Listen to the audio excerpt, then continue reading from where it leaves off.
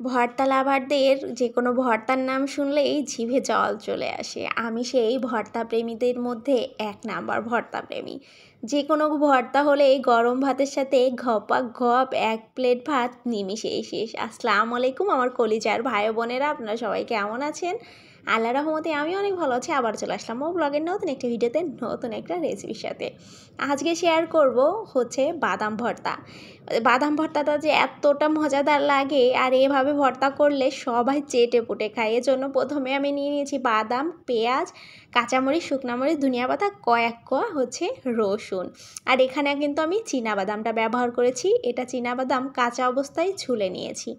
প্রথমেই হচ্ছে এই বাদামটাকে আমি খুব ভালো করে ভেজে নেব।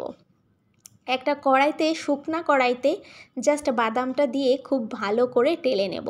জালটা কিন্তু একেবারে মিডিয়াম টু লো হিটে থাকতে হবে, না হলে বাদামটা কিন্তু পুড়ে যাওয়ার সম্ভাবনা থাকে। জাস্ট উপরের কালারটা চেঞ্জ হয়ে যাবে, কিন্তু বাদামটা কিন্তু ভাজি হবে না। এজন্য কিন্তু বাদামটাকে মিডিয়াম টু লো হিটে রেখে খুব ভালো করে ভেজে নিতে হবে। প্রথমে আমার বাদামটা ভাজা হয়ে গেছে, দেখতেই পাচ্ছেন কালারটাও চেঞ্জ হয়ে গেছে, আর খোসাও একে একে ছেড়ে আসছে গা থেকে। এ পর্যায়ে দেখিয়ে দিচ্ছি আমার বাদামটা কতটা ভালো ভাজা হয়েছে। এ পর্যায়ে আমি এটাকে নামিয়ে নিচ্ছি। আমি কড়াইতে কিছুটা সর্ষের তেল দিয়ে দিলাম। সেখানে দিয়ে দিব হচ্ছে কাঁচা মরিচ আর শুকনা মরিচ। কাঁচামরিচ আর শুকনো মরিচটাকে খুব ভালো করে ভেজে তুলে নেব। প্রথমে আমি এখান থেকে কাঁচামরিচটা ভেজে তুলে নেব আগেই, কেননা কাঁচামরিচটা কিন্তু আগেই ভাজা হয়ে যায়। যাই হোক, আমার দুইটাই একসাথেই ভাজা হয়ে গেছে, এজন্য আমি দুইটাই একসাথে তুলে নিলাম। এরপরে সেই কড়াইতেই দিয়ে দিব হচ্ছে রসুন। রসুনটাকেও খুব ভালো করে ভেজে তুলে নেব। রসুনটাকে যখন লাল লাল হয়ে আসবে, এ পর্যায়ে রসুনটাকে আমি তুলে নিচ্ছি।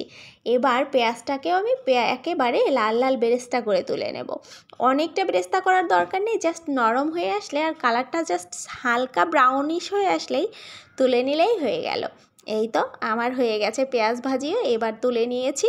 এবার এখানে সবগুলো উপকরণ আপনাদের দেখিয়ে দিচ্ছি। যে বাদামটা একেবারে ছুলে পরিষ্কার করে নিয়েছি, আর এখানে সেই কাঁচামরিচ, শুকনামরিচ, আর হচ্ছে এখানে নিয়ে নিয়েছি পেঁয়াজের বেরেস্তা আর রসুনের কোয়া। এগুলোকে আমি পাটায় পিষে নিচ্ছি। আপনারা চাইলে ব্লেন্ড করে নিতে পারেন, ব্লেন্ড করলে অবশ্যই পানি ছাড়া ব্লেন্ড করে নেবেন।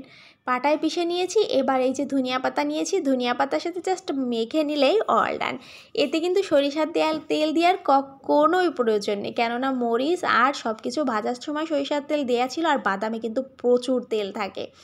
এভাবে মেখে নিয়েছি, দেখতেই পাচ্ছেন। আর গরম গরম ভাতের সাথে সোনাই সোহাগা। আমার কাছে এই ভর্তাটা যে কী দারুণ লাগে। আর যে বাদাম ভর্তা খেয়েছেন অবশ্যই কমেন্ট করে জানাবেন তো আপনাদের কেমন লাগে।